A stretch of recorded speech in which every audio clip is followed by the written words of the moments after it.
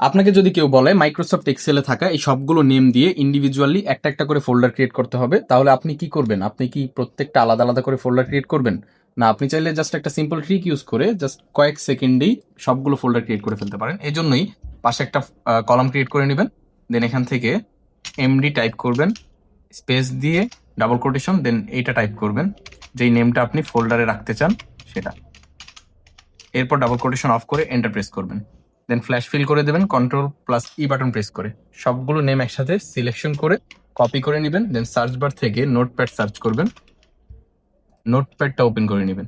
এরপর এখানে পেস্ট করে দেবেন সবগুলো নেম, দেন ফাইল থেকে সেভ এজে ক্লিক করবেন, অ্যান্ড যে ফোল্ডার আপনি সেভ এজ করতে চান সেই ফোল্ডারে চলে যাবেন। আমি ডেস্কটপে একটা অলরেডি ফোল্ডার ক্রিয়েট করে রাখছি, অল ফোল্ডার, এইটাতে চলে যাব। দেন আপনি ফাইল নেম দিবেন, আমি এখানে নেম দিয়ে এরপর যে কোনো নাম, ফোল্ডার নেম বা ফাইল নেম দেওয়ার পরে এখানে .bat এটা টাইপ করে সেভে ক্লিক করবেন। ওকে, এখন হচ্ছে আমি যেখানে ফোল্ডারটা ক্রিয়েট করলাম সেখানে চলে যাব, এই যে অল ফোল্ডারের ভিতরে। তো এটাতে যদি আমি ডাবল ক্লিক করি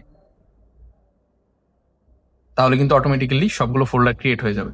আশা করি বুঝতে পারছেন আপনারা। ভিডিওটা ভালো লাগলে অবশ্যই লাইক করে দিবেন। ধন্যবাদ। আসসালামু আলাইকুম।